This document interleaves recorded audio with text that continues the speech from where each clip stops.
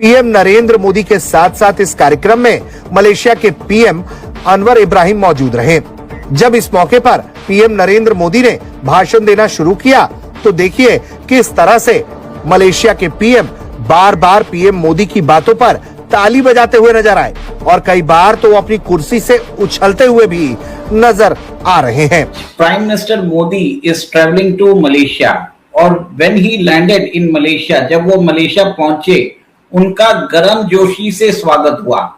Prime minister Anwar Ibrahim of Malaysia खुद personally उनको airport पर रिसीव करने आए। He came to the airport to welcome me. Only his car, but his seat also.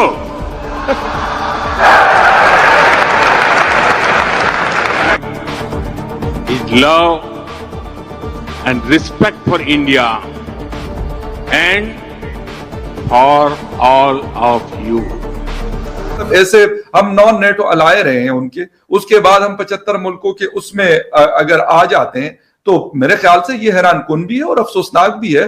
Foreign office तो कह रहे कि जी हम मतलब हमारी बात हो रही है और हम निकल जाएंगे और फला हो जाएगा, ढिमका हो जाएगा। ये है कि लार्ज स्केल एक्विजिशन करना चाहते हैं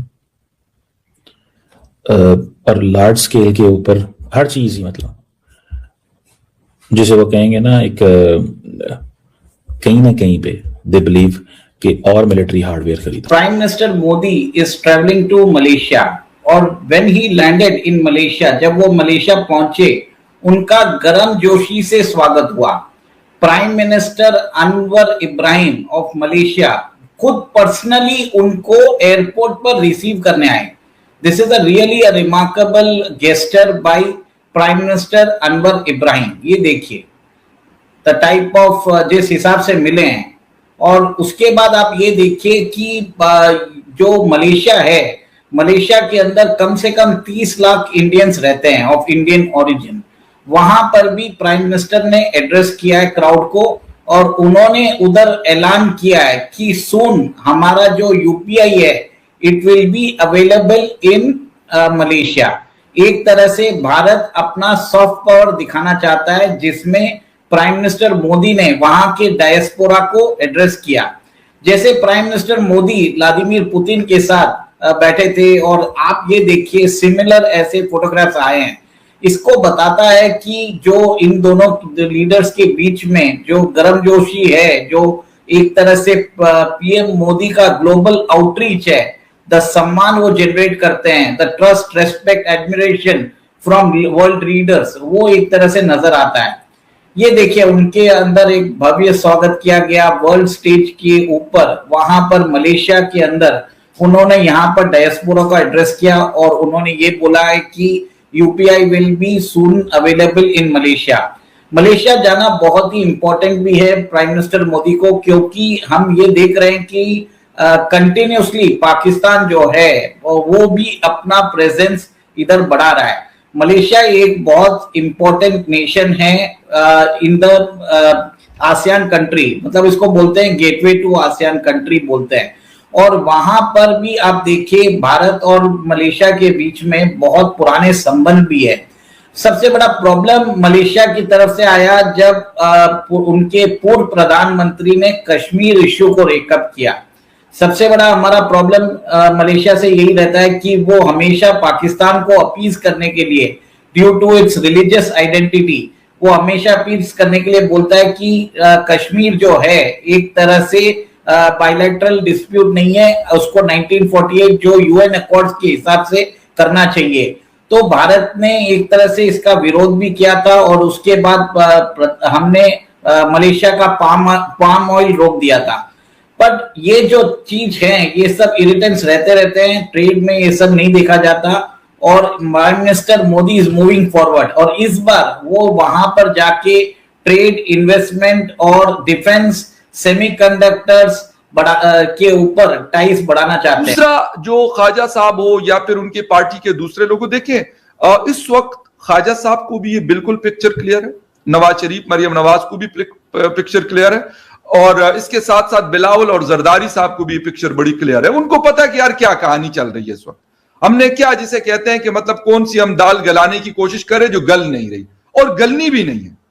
वजह यह है कि भाई आपका बाकी सिस्टम, मतलब 2 दिन पहले पाकिस्तान के फाइनेंस मिनिस्टर जो बाकायदा पैराशूटर है, पिंडी वालों ने बिठाया हुआ उस आदमी को, औरंगजेब साहब, वो क्या बोल रहे हैं? कहते हैं भाई यहां से कंपनीज जा रही हैं पाकिस्तान से, बड़ी बड़ी जो जॉइंट्स है वो पाकिस्तान छोड़कर जा रही है, ये एक हकीकत है। और क्यों जा रही है ये भी उन्होंने रीजन दिया कि भाई हमारे यहां एनर्जी, दुर्दाना ने बताया कि एनर्जी कॉस्ट जो है इस पूरे रीजन में सबसे महंगी बिजली, अफगानिस्तान से महंगी बिजली हम दे रहे हैं जो 50 साल से जंगजदा मुल्क है, नेपाल और भूटान से महंगी बिजली हम दे रहे हैं, या बांग्लादेश से महंगी बिजली दे रहे हैं। हमारा जो टैक्स सिस्टम है ना वो इतना कॉम्प्लिकेटेड है। आईएमएफ ने अपने रिपोर्ट में लिखा कि आपका भाई टैक्स सिस्टम जो है, आप मतलब उसको आप बजाय इसके कि आप उसको एक्सपेंड करें, आप क्या करें, मजीद उन्हीं लोगों के ऊपर आप मजीद बर्डन डाल रहे हैं जो ऑलरेडी मतलब जिसे कहते हैं बोझ तले जो है ना वो बेचारे मुश्किल से सांस लेते हैं। मसला यह कि ये जो बाकी जो 98% है ना, ये 2% लोगों के लिए हम सारा कुछ फैसिलिटेट करते हैं, जनरेट करते हैं।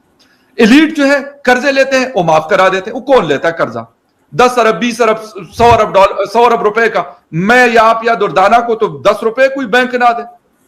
यकीन करें, आज मैं बैंक गया हूं, कहते यार ये नोट आपका खराब है, क्या ये मुझे बैंक ने दिया है। कहते असल में ना वो मैनेजर के पास 1000 का नोट लेके चला गया, ठीक है, और मैं बैंक का नाम भी बताता हूं, हबीब बैंक। मैंने कहा भाई बैंक ने दिया और बैंक में लेके आया हूं। कहते सर बस ये नहीं हो सकती, आप स्टेट बैंक ले जाए। ये बैंक का ये हाल है, ठीक है। जब आपका सिस्टम ये होगा और आप इसके बाद कहेंगे कि जी हम तो बड़ा, हमारा ग्रोथ रेट जो है वो 5 या 6 या 7% पे पहुंच जाएगा और हम तरक्की करेंगे और हम आईएमएफ के जो है ना, वो जिस तरह वो मुराद सईद कहा करता था कि 200 अरब डॉलर आएंगे और 100 अरब डॉलर हम जो है आईएमएफ के मुंह पे मारेंगे। देखिए ये मजाक छोड़ दें। जब तक हम रियलिस्टिक नहीं होंगे ना, जब तक हम रियलिस्टिक नहीं होंगे, एक आम शख्स को हमने तबाह बर्बाद करके रख दिया। पॉवर्टी और महंगाई, ये 2 चीजें हैं जो पाकिस्तान में तेजी से तरक्की कर रही हैं, और एक लॉ एंड ऑर्डर की सिचुएशन जिसके हाथ में जो है वो सबसे बड़ा गुंडा बना बैठा है। बेशक वो छोटी किसी कलर के पोस्ट पे बैठा हो, वो जाकर प्राइम मिनिस्टर और किसी और पोस्ट पे बैठा हो, सबके सब अपनी जगह अपनी गुंडागर्दी और दांधली है वो करते हैं। दोस्तों, आज हम बात कर रहे हैं उस पल की जिसने यह साबित कर दिया कि अंतरराष्ट्रीय रिश्ते सिर्फ फाइलों और भाषणों तक सीमित नहीं होते, बल्कि दिलों से भी जुड़े होते हैं।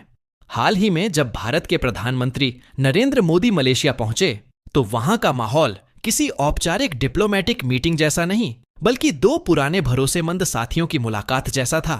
मलेशिया के प्रधानमंत्री अनवर इब्राहिम ने स्वागत में जिस तरह की गर्मजोशी दिखाई, उसने सबका ध्यान खींच लिया। मंच पर जैसे ही पीएम मोदी ने बोलना शुरू किया, अनवर इब्राहिम का उत्साह देखते ही बनता था। हर बात पर तालियां, चेहरे पर खुली मुस्कान और सीट से उठकर सराहना करना, यह सब साफ दिखाता है कि यह रिश्ता सिर्फ प्रोटोकॉल नहीं, बल्कि आपसी सम्मान और विश्वास पर टिका है। जब पीएम मोदी ने हल्के फुल्के अंदाज में बताया कि कैसे उन्हें न सिर्फ दिल से बल्कि अपनी सीट तक ऑफर की गई, तो पूरा हॉल ठाकों से गूंज उठा और खुद अनवर इब्राहिम भी हंसी रोक नहीं पाए। यह लम्हा बताता है कि भारत और मलेशिया के रिश्ते अब सिर्फ रणनीतिक साझेदारी नहीं, बल्कि एक मजबूत केमिस्ट्री में बदल चुके हैं। सवाल यह है कि क्या आने वाले समय में ऐसे रिश्ते एशिया की राजनीति की दिशा बदल सकते हैं, और क्या यही अपनापन भविष्य के बड़े फैसलों की नींव बनेगा? इन संकेतों को समझना बेहद जरूरी है, क्योंकि कभी कभी एक मुस्कान कई समझौतों से ज्यादा ताकतवर होती है। अगर आपको ऐसे ही अनदेखे राजनीतिक पल और उनकी असली कहानी जानना अच्छा लगता है तो वीडियो को लाइक करें, शेयर करें और चैनल को सब्सक्राइब करना बिल्कुल न भूलें।